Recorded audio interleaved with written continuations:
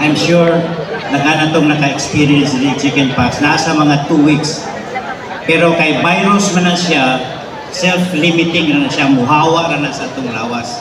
So atong treatment is symptomatic. So same with monkeypox, chickenpox, it is not admissible. No? So kung namoy mga kilana, sakit ang iyong joint, muscle pains, may gana mo kaon. So sayon ra ninyo duolon si Dr. Glenn Manarpaak, no? You don't have to go to the hospital.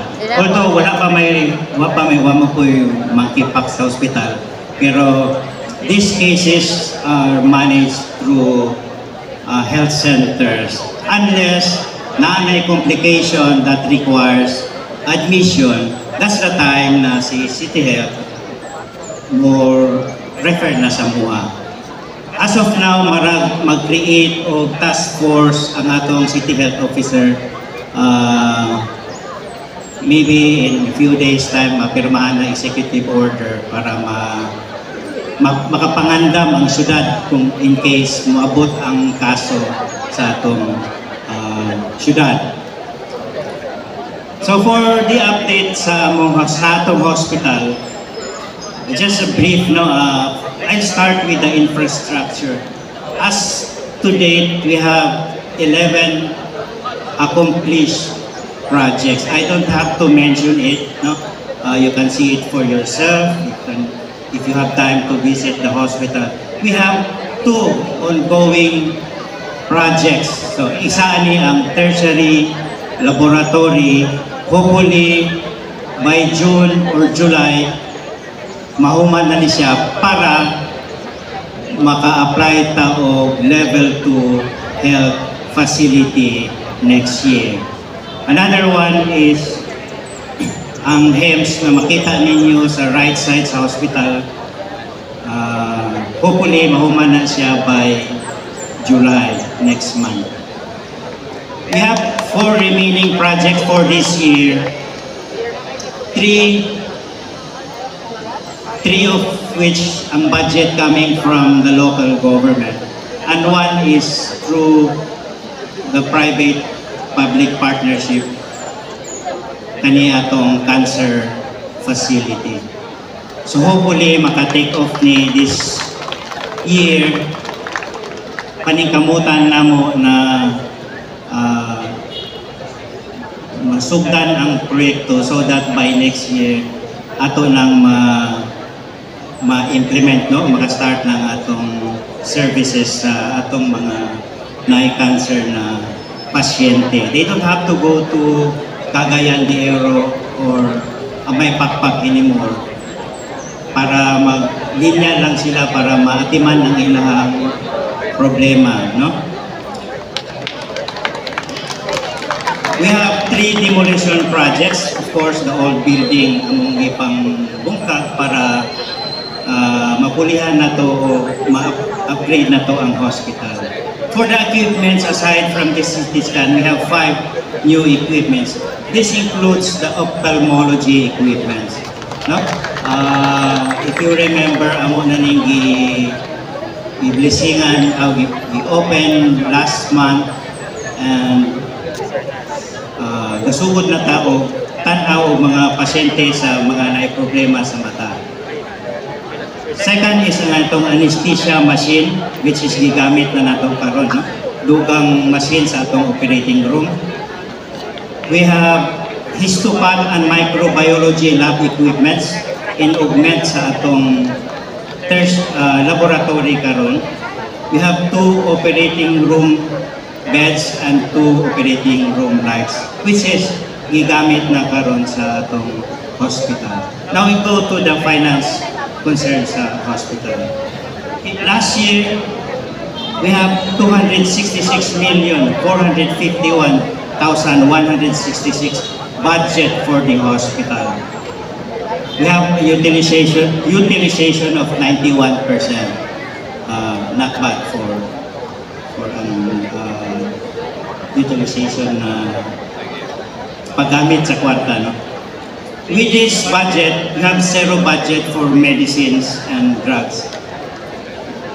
coming from the general funds.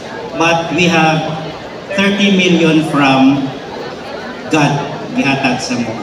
So kung matingala mo, asa man gikan mo uban man ini para mapalit na mo ang tambal sa hospital. Although ang hospital is no balance billing, wala man gibayad kay naa man circular ana sa PhilHealth na no balance billing, wala gi out of pocket. For last year, ang hospital through PhilHealth ni income 132 million. I-compare na mo sa 2023 which is 75 million. So diri na mo gikuha ang among expenses sa drugs and medicines.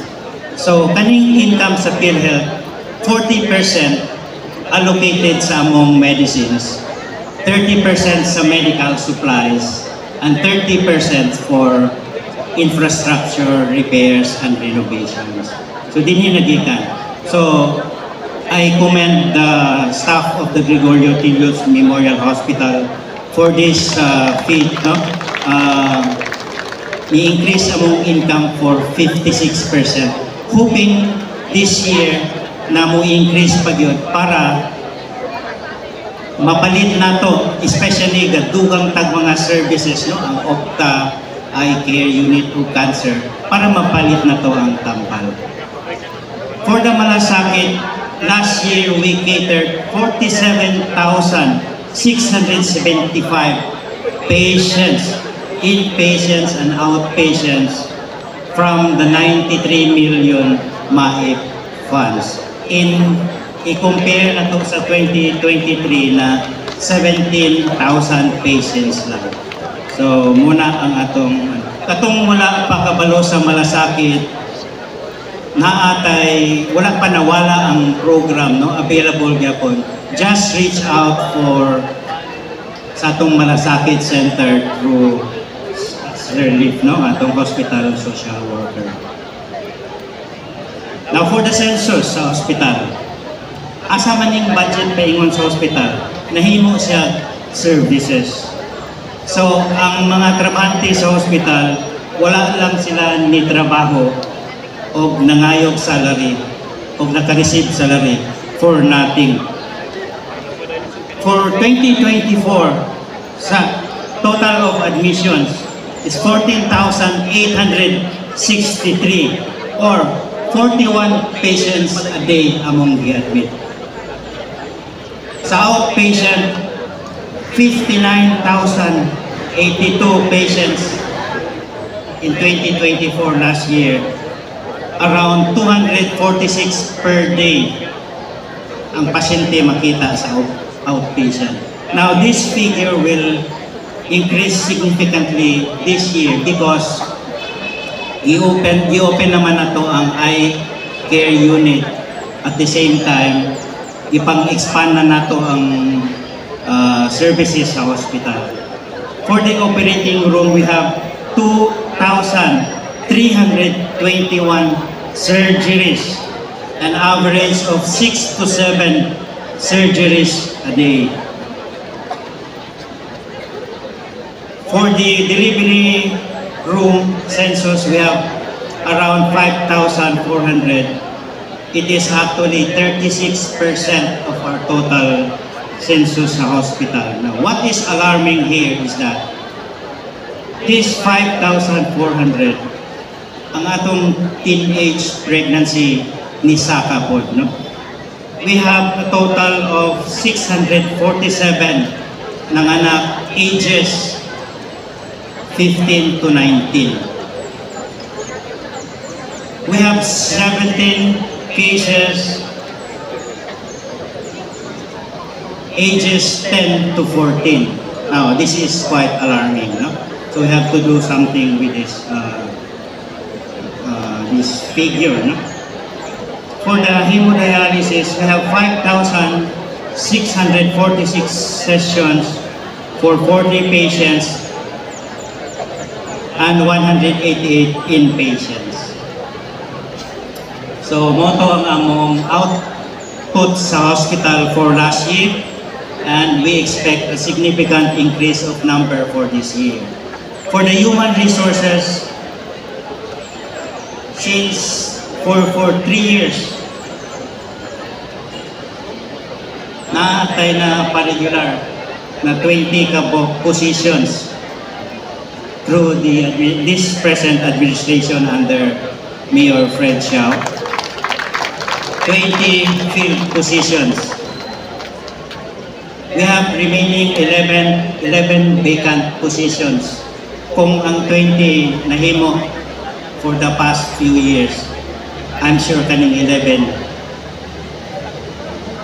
ma-regular pa rin sila karon succeeding years. Now for the trivia. Does anybody know here how many 888 ang among nadawat? 100? 200? For the past 4 years, we received 36,888.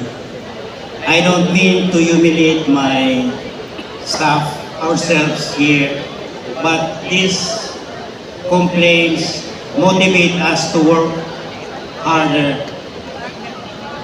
Kay diri na to, it is a tool, it is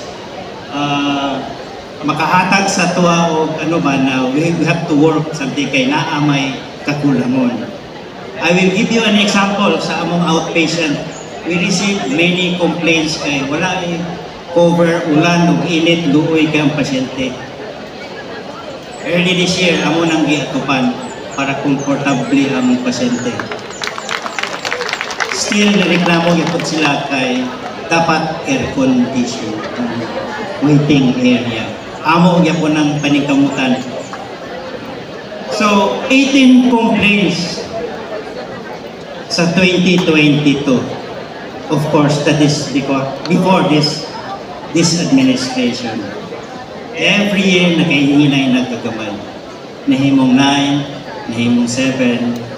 Hopefully, hinihinay nagkawala. Kaya among manggi address.